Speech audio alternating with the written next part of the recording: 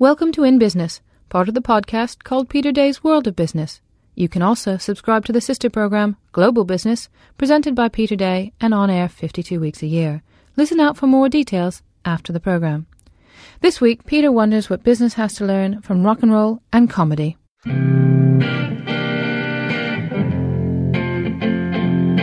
And from improvised comedy, let's segue to rock and roll. I'm in the engineering department of Imperial College London in a rather lurid sort of lab here, and there's a tiny room absolutely full of people making a lot of noise and some guitars arranged around the wall and a lot of musical equipment. And I'm with Peter Cook and I've no idea what I'm doing here. What's happening, Peter? Well, we're looking at creativity in business and innovation through the medium of rock music. In other words, can you learn the same lessons from a business school as you can from popular culture? The same lessons or better lessons? Ones that stick better, so better lessons in a way. What's your background? Why are you qualified to do this? I used to be a scientist, but I got over it, so I don't believe in creativity for its own sake or just art for the sake of it. So I'm mathematically inclined. I think analysis is important. I have an MBA, so I'm not Mick Jagger on business. I'm someone who's qualified in business who thinks actually that business models aren't all the answer to business. And you manage to gather people here. Do they know what they're going to be exposed to? They have some idea of what's going to happen, but not the complete idea. So they're actually living with a bit of looseness about the whole thing. Do they have to know anything about rock music? No, absolutely they don't. I don't dwell on sort of specialist Leonard Cohen material as my source. Shall we begin? Yes! Let's slip into the crowd and hope my ignorance of rock and roll is not going to be stretched. And, well, parts of it are pretty straightforwardly businesslike, actually, as Peter Cook brandishes a beloved, battered guitar. The success lesson happens to be the Fender Stratocaster guitar, because it has to be. And if you don't have to be a guitar nut to get this.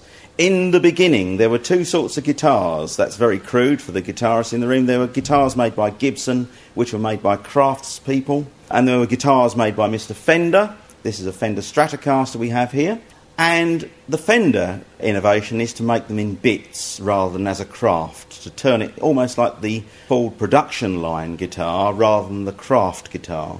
What is the point about Fender guitars? It has got a detachable neck, so that when the neck warps, that makes the guitar go out of tune. So Fender thought, well, rather than throwing it away, why don't we just put 4 bolts through the thing, and then if it goes wrong, you can buy another bit from Fender. Now, that's quite clever, isn't it? But it's like a Ford car, and you might think, well, that isn't remarkable. But at that time, guitar making was a craft. This was an almost anti-religious approach to making guitars, which has been ruthlessly copied since, and has become a design paradigm. And it's become what they know in the trade as a dominant design. In other words, if you walk around any guitar shop in London or anywhere else, most of the guitars that you'll find, some 50 years later, look a bit like the Fender Stratocaster. So people can't escape from this brand, and with the logo on the top, like a pair of Levi jeans, people still want to buy the one that's 5 times the price of the one that looks the same and probably plays the same. So that makes it sustainable rather than just a fad. And of course, when we talk about innovation, it must be sustainable. But this session of rock and roll is largely about creativity in business and in music. Myths and Riffs of Creative Leadership. Great title. What is the really serious subtext? It's why some companies manage to learn and adapt to change and others don't. You might say, well, surely creativity's dead after the banks. Well, actually, no. Just sort of mindless gambling isn't really what creativity is all about, is it? It's about mindful creativity, thoughtful thinking, of thinking about ideas that will work and will be sustainable rather than just any old idea. And then, as a demonstration of creating creativity in the workplace, Peter assembles a band from volunteers plucked out of his audience. They've got nothing in common but the language of music itself. Would we like to try using a musical convention now? You know, the 12-bar blues is simple. It has 3 chords. Anyone feel they can do this? It's not business process re-engineering, is it? Come on. Andrew, please, give him a round of applause. We'll set it off then. Well, I woke up this morning, the server was down. I had my 6 fingers of Starbucks, but the sugar was brown. My paradigm ain't too pleasing, with all this quantitative easing. I just can't get the working news. I got me the business process re-engineering blues. Now, I have to confess that as someone who's utterly avoided exposure to rock music for the whole of my life, I had no idea what to make of this musical morning with Peter Cook at the Ideas Lab at Imperial College's Engineering Department. So let's ask some of the business people who've been participating. Miriam Bartlett is a busy freelance lawyer specialising in insurance company work. And what we've learned this morning is you got 3 complete strangers to stand up and come up with something that was coherent and fun to listen to. You had to start with a basic foundation of the shared knowledge. Okay, it's going to be an A, he said. You had the shared knowledge, it's going to be an A. Then there was going to be a little bit of division of labour. You'll be bass, you do some solos, I'll keep the chord progression going. And that works in business as well. Yeah, but you don't need the music metaphor, the rock and roll metaphor for that. You know that without all that, don't you? You'd think so, but it's a really powerful way of reminding people what the basic ingredients are. Otherwise, you go to work every day, you do your own thing, you try and meet your own target, you don't care if the company is that successful. So, having that 5-minute chat and having Peter explained that, look, let's play something together. 3 strangers, we're going to play together and we're going to make it work. It suddenly reminded you, basic ingredients. And the only way it works in a band is if you listen to each other. If everybody stood up there and played their own thing, it would be a cacophony. But once you've got everybody listening to each other, you can actually get where you want to go, which is through your blues song. So the thing that really struck you was 3 people standing up and making beautiful music together with no preparation. That's more than a metaphor, it's a kind of way of doing things you would like to emulate in your particular business. It did strike me, and it was the thing that struck me most forcibly, but that's because I've sat through an awful lot of business management seminars. I've been on all the training you have to have if you're a manager, and I was, and it didn't stick in my mind as forcibly as that 5-minute jamming session did. One of the jammers was Andrew Wood. He's Director of Learning and Development at the international market research company Synovate, and he also plays his guitar in bands several times a week. I like the idea of connecting things that people are genuinely passionate about, like music or photography or comedy or performing arts or anything like that, to what we do at work. I don't think people are as separated in their personal lives and their professional lives as they used to be. And I think anything that we can use that talks to people at a core level, like music, to help them to understand how to be better in business is going to have a better impact than if we talk in obscure and impersonal language. OK, that's your premise. Now apply that to your business from what you've heard today. The ability to make healthy mistakes, I think, is really important to us, and we have to make sure that we are giving people license to do that.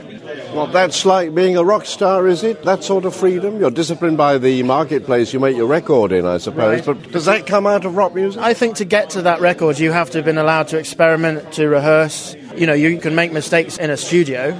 The first take is not going to be the final take. So maybe there's the parallel that we can rehearse offline, but what the record that we release to our clients has to be the polished cut. But to do that, we have to have been allowed to make some mistakes and have a few takes before we actually commit to vinyl.